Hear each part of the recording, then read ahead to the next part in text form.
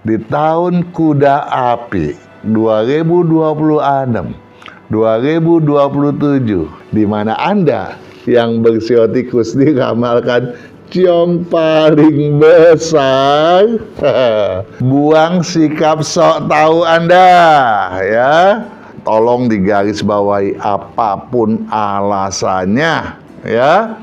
Rasa tersinggung harus dipantangkan, nggak boleh tersinggung. Anda boleh-boleh aja, ya, banyak curiga. Orang kalau lagi ciong tuh kecurigaan meningkat, ya. Ingat loh ya, jangan memberikan penjaminan dalam bentuk apapun demi kepentingan siapapun, bahkan demi kepentingan orang terdekat sekalipun. Jangan sampai Anda nanti kecewa oleh karenanya.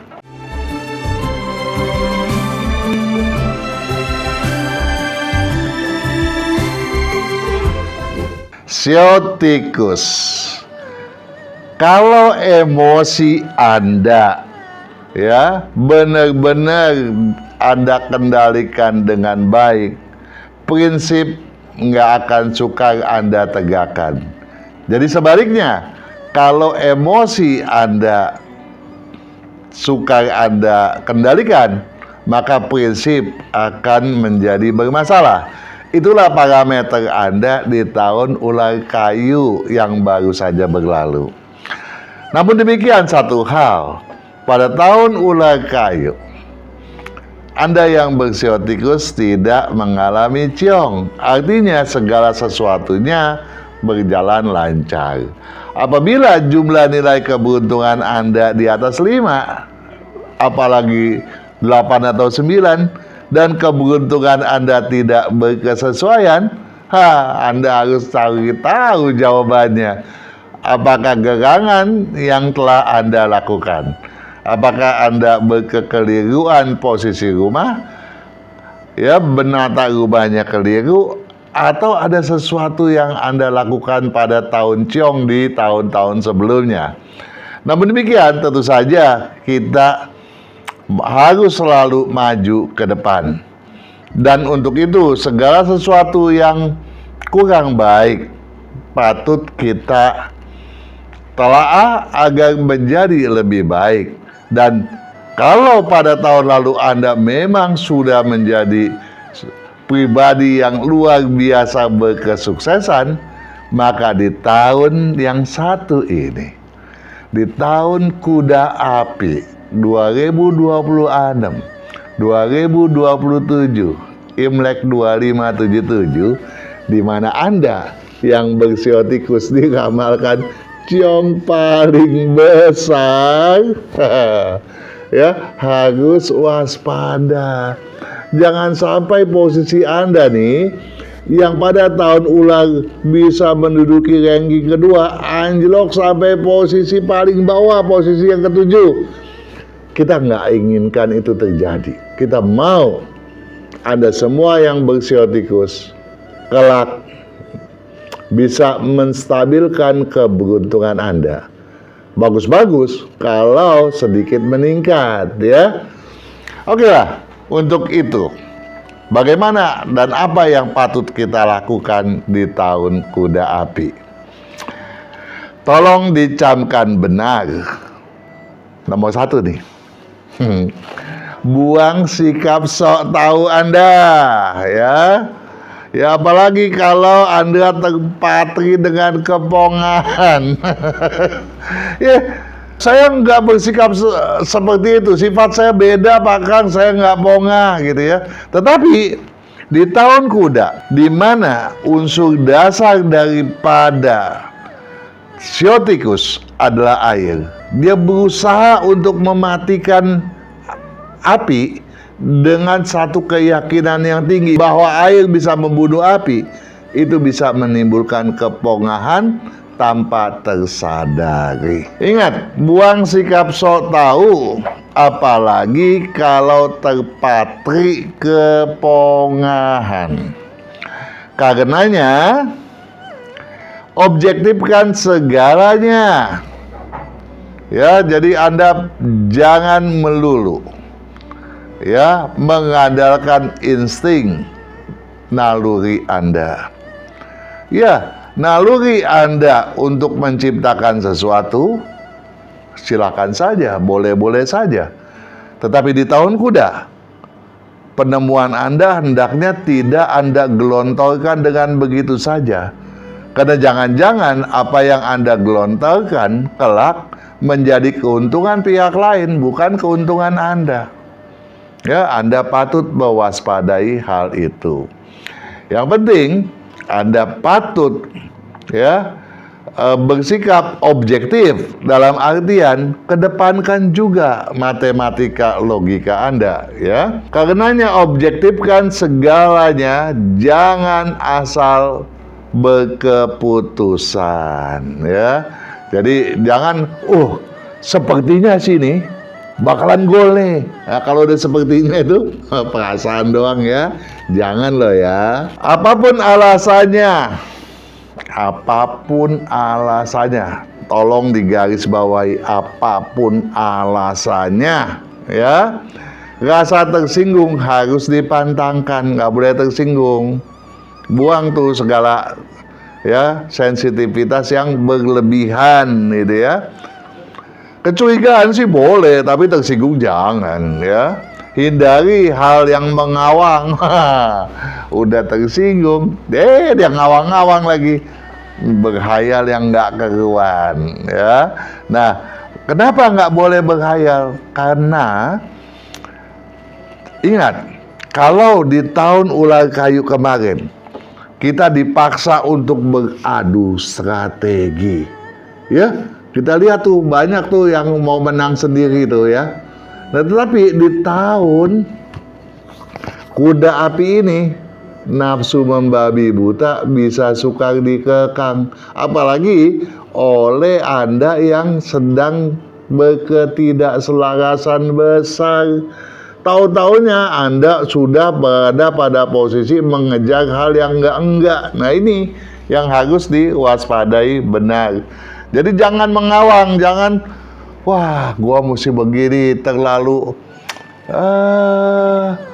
berpikir yang di luar kemampuan, ya. Proyek mercusuar singkirkan dulu deh, ya.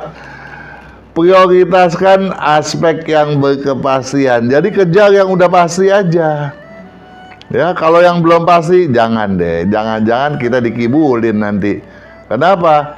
Pada kondisi di mana semua orang bisa terpapar nafsu membabi buta, segala hal, trik dan cara yang bersifat tidak terpuji, menipu, membokong, membangkang, itu bisa terjadi, ya. Jadi tolong dihindari, ya.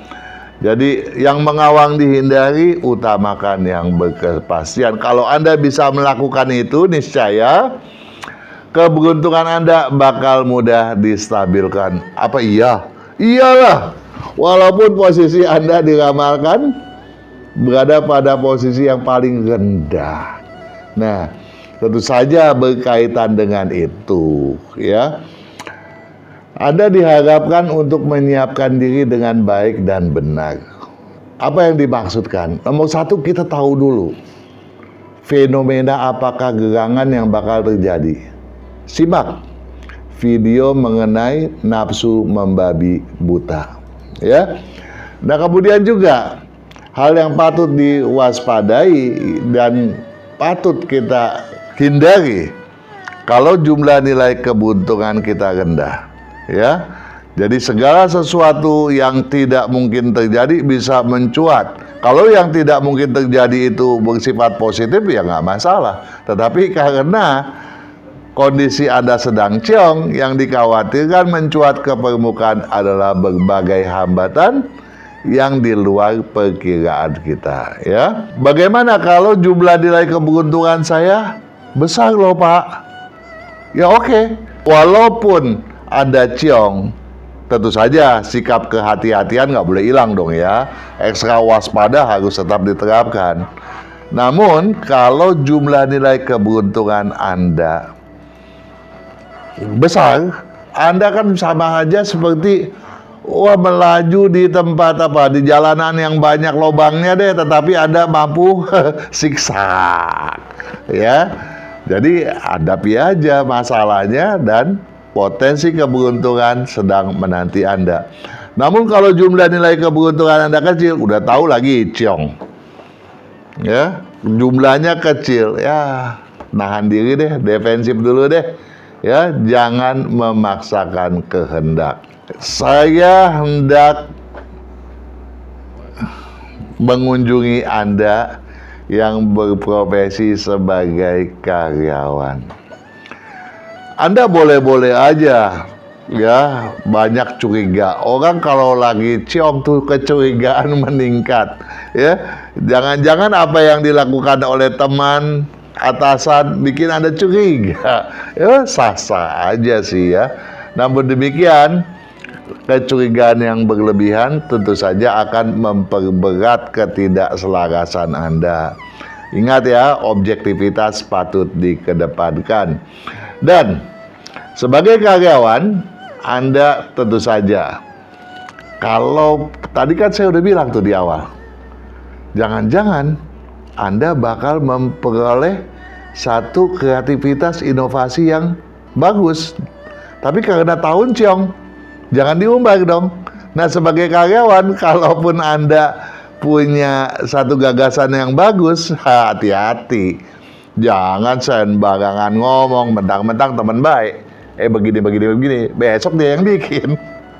Habislah kita, ya. Jangan ya. Jadi jangan ubah gagasan kalau kelak tidak mau dirugikan, ya.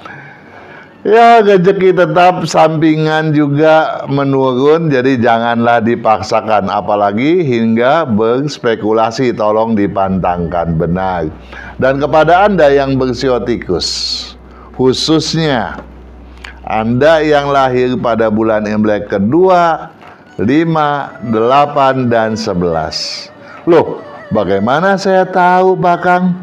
Kalau saya lahir pada bulan 2, 5, 8, dan 11. Oh ya, simak dong ya. Kan ada tuh di kalender tuh ya, buku sisipannya ya, lampirannya ya. Nah, di sana ada konversi dari bulan internasional ke bulan Imlek ya. Tolong Anda periksa di bulan berapakah Anda lahir. Jadi kalau Anda lahir pada bulan Imlek yang kedua, 5, 8, dan 11. Berdasarkan sektor keuangan nih, ingat loh ya, tolong digarisbawahi dan dicamkan benar. Jangan memberikan penjaminan dalam bentuk apapun demi kepentingan siapapun, bahkan demi kepentingan orang terdekat sekalipun. Jangan sampai Anda nanti kecewa oleh karenanya. Berdasarkan sudut pandang kesehatan yang harus diwaspadai, hindari segala sesuatu aktivitas yang beresiko tinggi. Ya, mengendarai mobil jangan kebut-kebutan. Memegang mesin-mesin produksi jangan asal-asalan. Lah, bahkan olahraga yang sifatnya beresiko tinggi jauhi juga deh ya. Jangan dahulu. Dan kemudian juga waspadai bahaya api dan bahaya air.